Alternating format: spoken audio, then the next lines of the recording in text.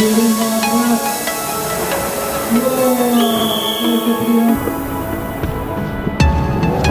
I won't hide, never change.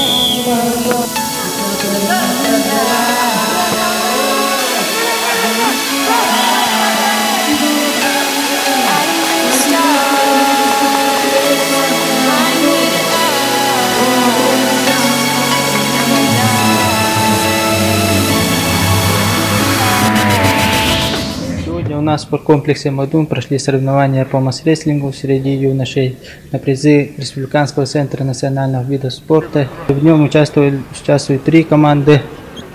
Команда Хатасской детской спортивной школы, Якутская кадетская школа и команда спорткомплекса Мадун.